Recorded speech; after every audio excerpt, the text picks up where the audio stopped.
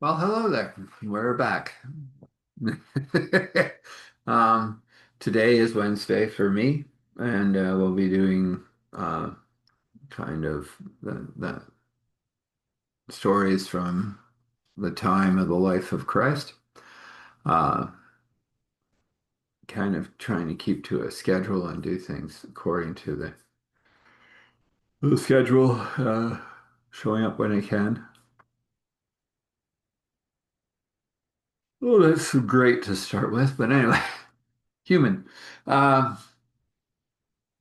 I was thinking about this and how this is going forward. By the way, we have some playlists now. They're not perfect yet, but we'll keep working on those and get them to, earth form of perfection. Um, but this little talk, I think, which I would call encouragement. We all need to be encouraged. We all need to be lifted. Praise reports are always good for lifting, so I'll give you one of mine. I've had some issues with the old coin for a while, and I haven't really had a win as it would be, but I had one yesterday. So awesome in an amazing way, major way for me. I can tell God is fighting for me. So let that encourage you that God will also fight for you. What does that really mean, though, for God to fight for you? It means that you actually surrender, release, surrender, release all his fathers. And let go. Do what Father says to do. I had to do some things, make some calls and do some things, but the victory came, and the victory comes through Christ. So that's awesome. But we have to allow God to have the space to move. That's all. If we allow his kingdom to come every single day, his will to be done on earth as it is in heaven. And if we turn over our idea of nourishment to daily bread from him, and we forgive and we allow ourselves to be forgiven, basically, that's the Lord's Prayer. You know? Um, and the reality to be encouraged is to be uplifted. And that's what I love to do. And that's what I wish to do with these talks. You got to remember who you are, as I said a couple of days ago, that, you are fearfully and wonderfully made, as some Bible says. I like the one that says we are made with reverence in our workings. That's awesome. He made us with reverence. He put us together for a purpose. I'm gonna wail on this for a long time because I think it's one of the most important things we could ever hear. God wishes relationship. That's an awesome thing to think that the one that is infinite in nature, all powerful, omnipotent, everywhere at once, all those things, wishes to have a relationship with us, wishes to knock on our door, we open the door, he sits down, he has, like I said, I've sat at a table in the spirit and eaten Skittles with Christ. It's awesome. He's a big brother. My brother makes me feel awesome. And I walk away encouraged. So, you know, what I wish to do, and then I'll wrap this up and we'll move on, is to just encourage you to be in relationship with that one that would leave the 99 and go after the one, would be there at the heart breath of you saying, help. I know, you know. I've had some pretty horrendous things happen to me, including ending up on some devices in the military that weren't good. They're there to kill you. And I didn't see it coming. Usually I do. Too tired, and up stretched out looking like I was going to get like dead. And I surrendered, asked God for help, and he sent somebody to help me. So if you require help, um, then at the conclusion, I'm going to pray that you find that help. I think you'll enjoy today's story. It's a short one, but a good one. So, again, just for this last few times, I believe we will get to Uh, Somewhere around January-ish, middle of Jan, we'll have intro extra, maybe before that, depending on how things flow. Right now, that's where it's looking. So, till then, you can get a hold of me at Eric at, there goes my nose. Nose. Sorry, it happens. Eric at starthealing.me, Eric at starthealing.me, Eric at starthealing.me. And you can reach out, send me an email. I'll send you one back with a link. You click that link, you book an appointment, we talk. That's without charge. Just getting to know each other, seeing if we're part of each other's healing puzzles in a sense, but we'll be seeing what we can do for you and how we can serve you. Looking forward to that moment as they come. Now, this story, I could give it all kinds of preface, but it isn't going to help you much. Just put it this way, that this happened during the time that Christ was actually walking as Yeshua on earth. And one of those moments where there were no disciples around him. That's unusual, but it happened. There were moments where they were out doing things and he was doing things. And this is an example of that exact thing of, I will come to the door and knock and sup with you and you with me and we will, chat things out. There was a woman and she was very, very destroyed. She believed that God hated her. Literally, that's how she would have put it.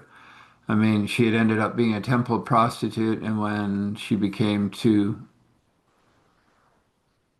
used up, they threw her out, and she had started to be just a prostitute because that's all she knew. And she had been doing it since she was a child, but that wasn't the end of it. Multiple different other things happened, and she had gone through a lot of trauma and hurt. Her body had been mangled and all by those that should have loved her, that should have been there for her, all in and around the temple. And the only reason that she was in a house at that moment is that she was looking after the children of a Roman centurion that had lost his wife to an illness and had two children and had to be out and about, so she was looking after them. He was a kind man, which is odd to think, some may say, but there's always good people inside everything. It doesn't matter. The worst scenario, you're going to find good people. And he was a good person, so he gave her the house and a place to live, and she raised his kids well and made sure that no one bugged her anymore. Gave her a guard, and it was a female barbarian, but she was a good woman, and she looked after this woman, and so her pain had ended in one way. She wasn't being attacked by the temple guards anymore. But there was all of this residual pain that she had. And so the story goes this way, and it was written on a scroll that I saw when I was doing moving very great stones. You'll hear me say that many times. I worked with archaeologists in the Middle East and watched them move, watched them find amazing things under very big stones. At the time, I was a lot more able to do that than I am now. So but the story goes this way, that she was sitting there one day making her flatbread and making a lunch for everyone. And the the lady that was guarding her was sitting out on her bench as usual. And this man came along and said he wanted to talk to her, and he talked with the lady on the bench for a few minutes, and then he said, "May I talk with the woman inside?" And she had heard of him, and she was amazed that a rabbi, a teacher, was actually coming to such a house. And he said, God wishes all to be saved. And she goes, well, it's up to her if she wants to talk to you or not. And so he knocked, and there was a bit of moving around inside, and then she came to the door, and she immediately shut it. And he said, well, he said, I'm going to sit here for a while. He did. And the woman that had been guarding, he said, what are you doing? He said, praying to Father to see if we can shift the heart so that we can help her. That's what I wish to do. And the woman that was guarding her knew her history. They talked about a lot of it over a very strong wine, which the woman did drink a bit of. And she said, she probably won't see you, Rabbi. She doesn't like people like you. And he said, I'm not like that. He said, I have the whole day. He said, in fact, I have a whole few days. If I require it, I'll just sit here on the bench, pray. The woman said, up to you. And so the woman, of course, came out to invite the barbarian in for lunch, and she noticed that the rabbi was still sitting there. She walked over to him and she said, you're not welcome here. And he goes, I understand that. He said, but I came because you require to hear what Father says. And then she looked and she said, you're that one that's been stirring up trouble all over. And he goes, well, I'm not stirred up trouble, but I've told them who they are, that they're white and sepulchres.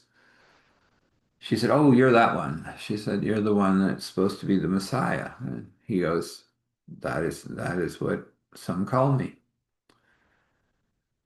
And she said, well, I'm having lunch. And she said, I'm not a total nasty piece of baggage. So come in and have lunch and we'll talk. And if I like what you say, then you stay. If I don't, you leave. Is that good? And he goes, fine. So they're all sitting there and she made flatbread and there was fish and it's really good food. And they were just waiting for him to get really into, the bad stuff because it's where everyone went that was from the temple about how she was, horrible before God because of what she had done and dot dot dot. And he didn't say any of that. He just sat there and had normal conversation with them all. The two kids that were there, they were really shy and but they came out and they wanted to sit on his lap and he said certainly and he blessed them and he prayed for them. And that blew both of the women away because that would cost coins and they were waiting for him to say, that'll be so much and nothing happened. He just blessed the kids and said they would, be under the Lord's protection from this moment on and that's it. They got down and went back to whatever they were doing in the other room, playing in some way, I imagine. And he hadn't been anything that they had said. And they started talking just about conversation and things that had happened. And the barbarian woman was sharing some of her battle history before being captured by and enslaved by the Roman Empire. But she had a good slave master right now that didn't really treat her as a slave. So she was happy with that.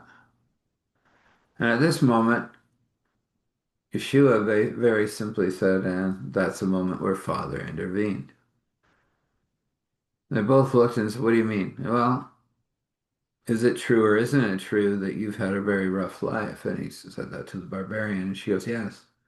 She goes, I've had very horrible things happen. And I said, so he comes back to her and he goes, so what changed? Well, I have this nice centurion that owns me because that's how it has to go, but doesn't really own me. He doesn't try to He just asked me to look after his kids, make sure they stay safe, and I would give my life for him. Okay. And he goes, so what changed? She said, well, she said, I don't really believe in the pagan gods, never have. You know, they sound like they want things that no God should ever wish. But I had heard about a God, um, and not these bunch, but I ran into somebody that basically called himself just a Jew. And he taught me about the favor of God. He taught me about being with God as much as possible, and I've tried to walk that way. And the other woman looked at her and said, yes, and you are very gentle with me about talking about such. Yes. But Father did give you favor, Yeshua said. Isn't that true? Well, I have a good master, yes. I'm not free, but I don't really require the freedom. I'm looked after. I have coin to spend. I love the little munchkins, so this is a good place. And God is giving you favor. Yes. Father is giving you favor. Yes. And then the other woman goes, I just wish I could have some of that favor. I mean, I was chosen at 6 years old to be in the temple so that the men would not be tempted to go away from their wives. And at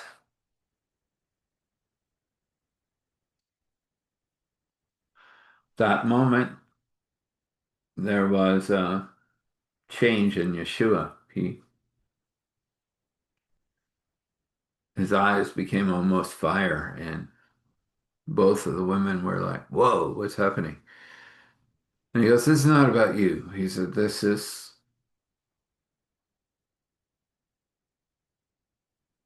me hearing something that isn't correct, that has been taught as if it is correct. He said, the only thing Father wished you to do at 6 years old was play and enjoy yourself and learn the scriptures, of course, if you could, which wouldn't be allowed for a woman very much, but you could hear them. And that would have been enough. At least you would have had a good childhood, but you didn't. And Father is sorry for that.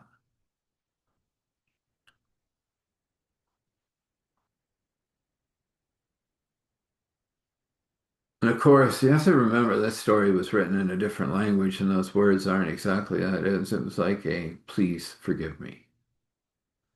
Please forgive Father that you were not protected. That's powerful. But the hedge around them was not the hedge that would protect them. But then he said, you know, this that was meant for evil will be turned to good, and you will see this. And it has happened. You now have a good man that looks after you, and you look after his kids, and he knows he can trust you, and he's left you with another person that's good to you. And things have got better, but that doesn't take away the years that you were punished and destroyed for a false teaching. Both women look at him and, did you just call the high priest a liar? And he goes, that's not scriptural.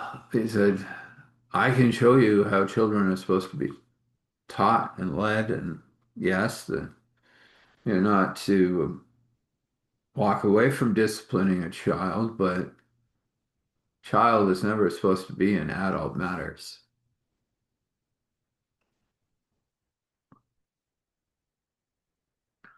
The great big burly muscle-bound woman and the other lady that was pretty beat up and marred and scarred both started to weep. And he goes, it's good for tears. It's really good for tears.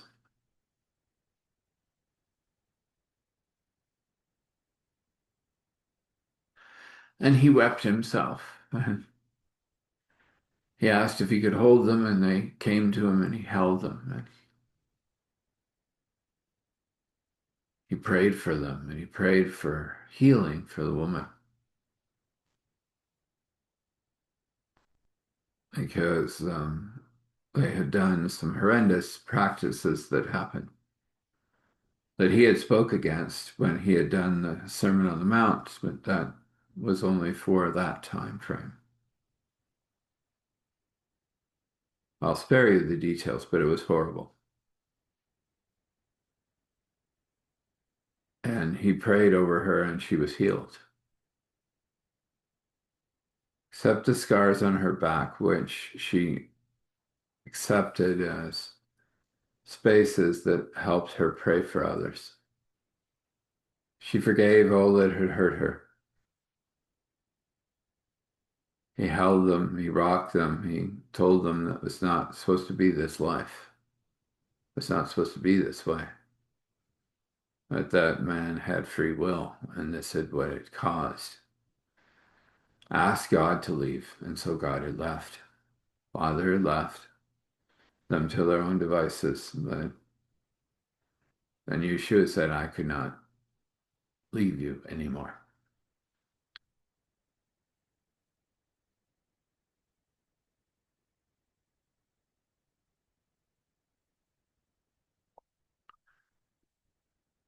And he said, I'm going to ask you to do only one thing. Husband and I both looked up at him and they said, anything, Lord, because they now knew he was the Messiah. And he said, I wish you to create a refuge for the children when the temple is destroyed, and it will be. He said, that is coming. He said, first my temple will be destroyed. He said, but don't be distraught of that. He said, I will seek you out after and show you that I have conquered both death and the grave, and that you can be saved completely and safe completely. And the man that you're with that comes to you loves you greatly. And she goes, I know that. And he would take me as wife if I could give him a child so that he doesn't get ridiculed in court in the Roman consensus. And now I can, she goes, because you blessed me again. And he said that is going to be a beautiful moment for you, but I wish you to be a refuge for the children from the temple. Because when I am raised up, the temple veil will be, as the scriptures say, and there will be a great fear, and those children will run and have nowhere to go. And she goes, I don't have much space here. And he goes, well, is there more land? Yes. Yes. I am a builder.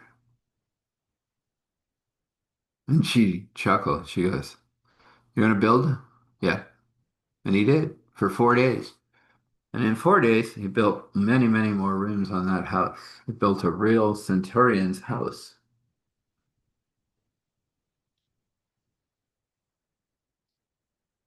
And he set a stone fence around it.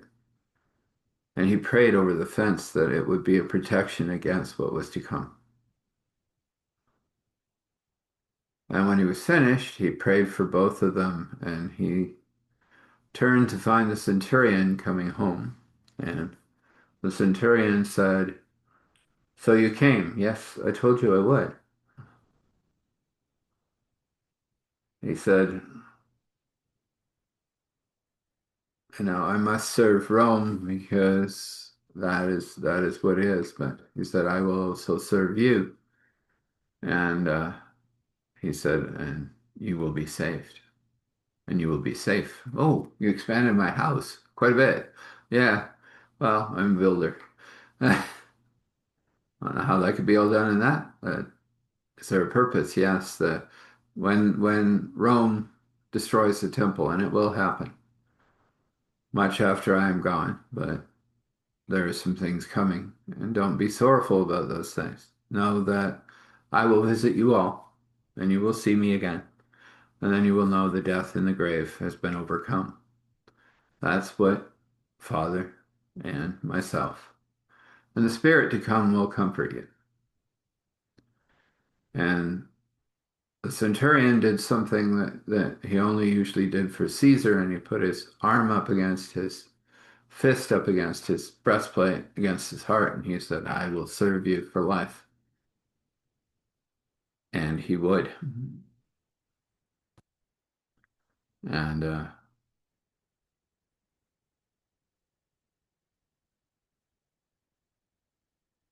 there was more conversation about what was happening, that he was not to intervene, and he understood that it was all God's plan.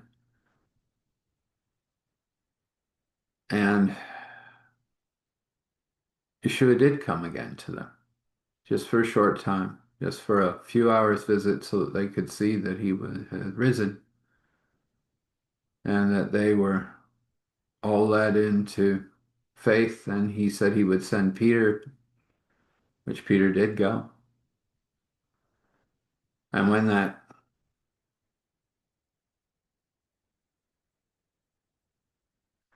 terrible day of reckoning happened, and all of those crosses rose, and the temple burned, and the children fled, and the young women and the women that had been used in that fashion fled, they found, and were led by angels to that house, and it was safe.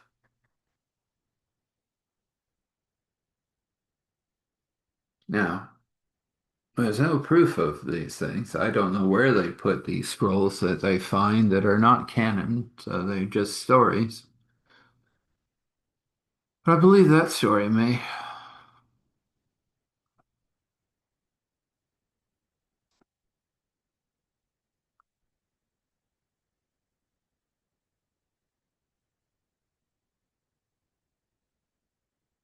Yes, I'm emotional.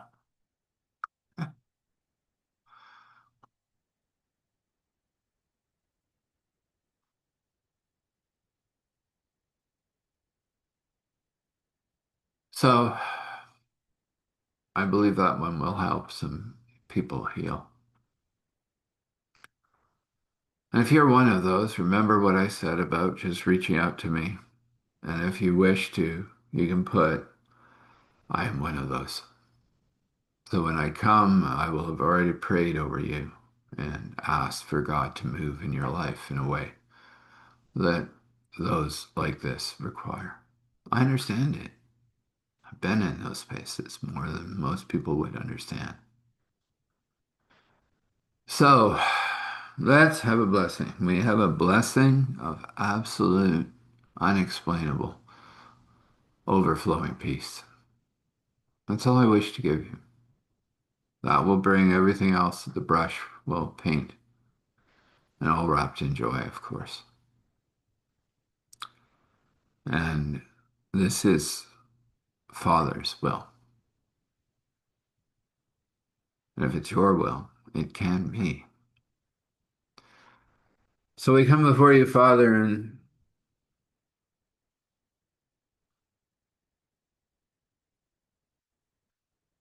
we ask you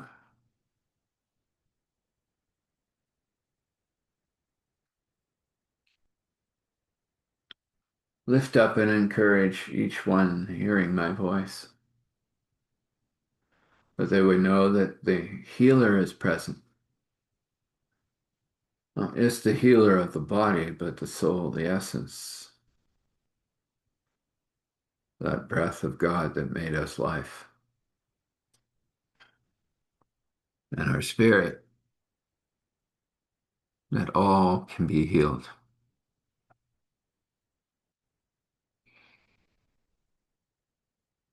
And that's what Father, Spirit, Son really wish to do. We ask for that to be, and for those that hear this story and go, that is me, that they would have the courage to reach out so that we can pray together, so we can begin that road of healing for them, so that they can once again feel joy. I ask if this is the 100th time or the first time that you push back this darkness so that they can have a really solid connection with you and start to build relationship with you. If it's the first time, walk them down that Roman road. Once they made the decision, they're in. But get them down the Roman road. Let them know why they're in. Give it to them for a biblical reason. And if it's the 100th time, well, then take them deeper, Lord. Much deeper. Let them see you. Let them see that you fight for them, that you care for them, that you cry for them, that you weep for them, and that you are not pleased by the things that may have happened to them.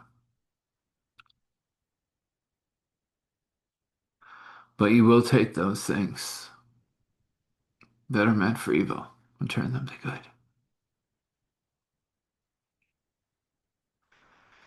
This is my prayer, my plea, my petition. And I thank you for listening, oh God.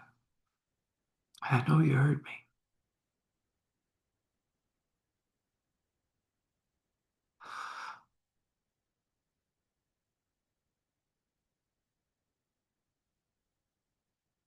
Grace and mercy, courage and strength as you go.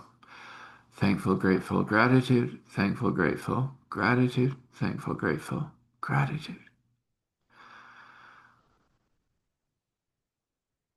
Standing in awe and honor, respect, allowing all glory to flow to Father, Spirit, Son. This is, and so this is, and this is complete. Blessings. Please reach out. Blessings again.